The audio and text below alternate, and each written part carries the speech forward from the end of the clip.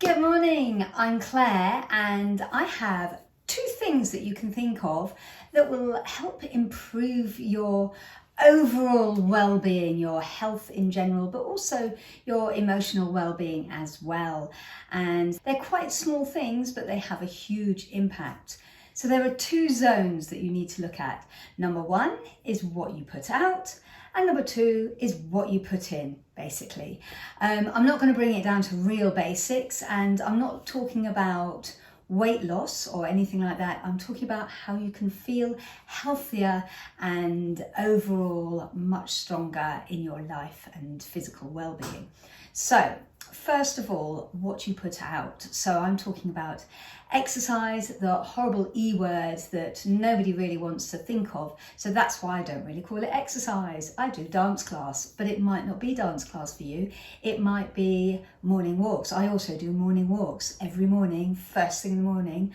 I try to get that first hour of lovely sunlight. Even if it's not sunny, that first hour is still really important.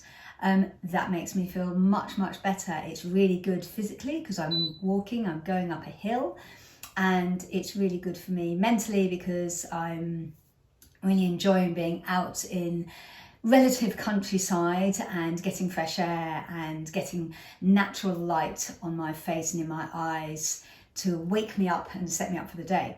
The other thing I do is dancing. I don't think of this as exercise because it's something I love doing, and that is the key. Find something you love doing. I don't enjoy going to the gym, so why would I go? And I totally understand, yes, you'd go because you think, yes, this is going to be good for my heart, it's going to be good for my body, it's going to be good for everything. Absolutely. But if there are so many people out there who really hate going to the gym, and they might have all sorts of reasons not to go to the gym. They might feel intimidated or uncomfortable. So find what works for you. There are amazing exercise programs on YouTube, or you might find going for a little jog. Get some music going, and that will make it seem so much less painful. But the most important thing is that whatever form of exercise you do, you pace yourself. You start tiny. I mean, literally walking around the block once for your first walk, or just getting your clothes on and walking out to the end of the road and back again. It really has to be something that you can continue indefinitely, something that you look forward to, that makes you feel better, but that also is something that you can include into your everyday life. If you start with a massive 5-hour hike, you're not going to do it the next day because it's taken 5 hours out of your day, and who has 5 hours to do a hike in a day? So things like that. Think about what you can incorporate into your day every day. I mean, I don't mean, 7 days a week, and if you miss one day, that's it, disaster. But at the same time, you want to have something that you can do every day, like cleaning your teeth. Clean your teeth, go for a walk. Clean your teeth, do a bit of ballet. Clean your teeth. You might have weights at home. You could lift a few weights at home. It is entirely up to you, but find something active that works for you. And that will really help improve your bone density. It will help improve your muscle strength, and it will help prevent muscle loss because as we age, I'm not saying that you're old, but I'm getting older. As we age, our muscles do decrease. And we want to avoid that because muscles are so important for our stability, for our strength, for our energy levels, and also for helping to prevent diabetes. That's a whole other story. Exercise makes you feel good. So there are so many benefits to exercise. As I said, I'm not talking about weight loss. You cannot solely use exercise unless you are exercising at a really high level. I used to notice when I was dancing, if I was dancing in class and auditions every single day, I did lose weight, or I stayed at quite a low weight, quite a sort of lean weight, I'd say, without much effort. But that's when you're really training intensely, and I was very young at the time as well, so things change. As they say, you can't outrun a bad diet. So that's the other part of my two things, what you're putting out and what you're putting in. Number one will help you immensely, even if you just add 1 pint of water every day, and then maybe double that and build up. So you're drinking, a really good amount of water. I try to drink 5 pints a day. I don't succeed every day. I don't need a lot of days, but I generally do 4 pints of water, maybe 3-4 pints of water a day.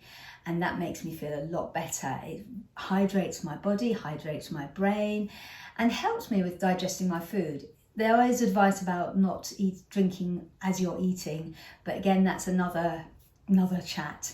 And I'd say just have bits of water throughout your day. Just keep yourself really hydrated, and it will really make a difference. It will help you a lot. And then think about what you're putting in. Yeah, there are so many things that you can take into account, but don't try and go, I'm going to do this all in one day. Yes, think, what can I change slightly that's not going to be a huge disaster for me, but I know will have an impact. A big one for many people, and it might not be possible for you to do this, is added sugar. I'm not talking about fruit, I'm not talking about carbs like that you find in vegetables. I'm talking about the kind of sugar you get in biscuits, sweets, chocolates. Maybe cut down, maybe cut it out if you can. See how it goes. Yeah, maybe think, no, I'm not going to have sugar today. Just try it. And slowly, in fact quite quickly, if you did cut it out completely, your taste buds quite quickly would change, and you would actually find that food's sweet enough without sugar. And in fact, if you do get sugar cravings, you can have grapes or raisins. Raisins can be very sweet, so that's a really extreme one, but you can have natural sources of sweet foods like grapes or fruits, bananas, if you really feel craving something sweet at the moment, yes. But it will really, really help you. I know cutting out completely can be tricky, and you get a lot of sneaky sugars chucked into pretty much most processed food. Bread contains sugar, ketchup contains sugar. What else did I discover? Mayonnaise contains sugar. I mean, really? Mayonnaise? Sugar? Yeah. Even some mustards contain sugar. So I'm not saying be like, I'm going to cut out every scrap, but just be aware that there are hidden sugars in a lot of your foods. Basically, any ready-made meal will have sugar in it, and they'll write it in different ways to try and trick you so you don't realise that you've had a load of sugar. So they might say brown sugar or granulated sugar, because you're looking for just the word sugar. That can disguise it. Or they might say HFC, which is high fructose corn syrup. HFCS rather, which is high fructose corn syrup. Now that's a really dodgy one, because that's so intensely sweet that it gives your body a real kick, and you really don't want that kind of sugar in your diet. You really don't want that kind of stuff in your body. So yeah, that might be a thing to look into. And I would say, and I know this is going to sound really miserable, but avoid low sugar versions of foods that you like. So things like low sugar baked beans or low sugar ketchup, because they will have had artificial sweeteners added, and actually new research is showing that they actually don't have any impact at all on the whole sugar spike scenario that we're trying to avoid by having less sugar in our diet. Another thing you can think of is just generally trying to eat fresh food. I know time doesn't always allow for making things from scratch, but it really, really makes a difference when you're eating just vegetables, potatoes, stuff that is from the garden or could be potentially grown in your garden, or meat that you've just got from the supermarket.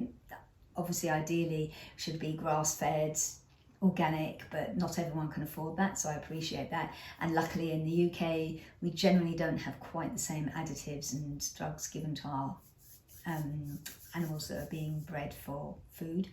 But yeah, just think about where your food's coming from and what food you're having. If you're having ready-made meals, which again I know are so convenient, or I used to live on like the ready-made fresh pasta, thinking that was quite healthy, with a tub of lovely tomatoey yummy sauce. And actually, if you look at the list of ingredients on the tomato sauce, sugar is so high on that list that it would actually be counted as a dessert. If sugar is in the top 3 ingredients in a list on a tub of food, that actually makes it sweet enough to be a dessert, which is quite worrying, because that is actually the case on a lot of ready-made foods, or foods that are designed to look fresh but to be reheated quite quickly. and easily. So those are the things I suggest. I know it's not a magical fix all, but seriously, doing one form of exercise that you enjoy, that's the important thing, a day, and maybe adjusting your diet a little to cut out some of the processed foods, the ultra processed foods, some of the sugars that you're getting in your diet, you will definitely see an improvement in your health. Well, you may not see it, but there will be a definite improvement in your health. And at the end of the day, if you haven't got your health, what have you got? So a little bit of a tangent off from the dance technique today, but I think it's really important, especially a lot of my adult dancers are doing ballet to help keep themselves strong, fit and healthy. So it makes sense to be thinking about all areas of our life. I have a disclaimer, I must admit, I'm a dance teacher, so I'm not a qualified nutritionist. That's why I'm not giving you specific details on what you need to eat and what's doing what. However, I have been doing a lot of research on this over the last couple of years, and for myself personally, as someone who is postmenopausal, I've also been doing that research for myself to work out what is going to help me live my healthiest life. So take this as information from a friend who has a little bit of extra knowledge on it, because it means something to me. Hope that helped. If you like this video, please share it with your friends. Subscribe, make a comment down below, let me know how you get on, and yeah, let's do this. Let's make ourselves super healthy. And if you decide to use dance as your form of exercise, you know where I am, bridgeballet.co.uk, and you can book in for a live class, or if you want to dance on your own schedule, go to bridgeballet.club and you can join our membership sites, and we have a whole host of classes that you can enjoy there. See you later. Take care. Bye.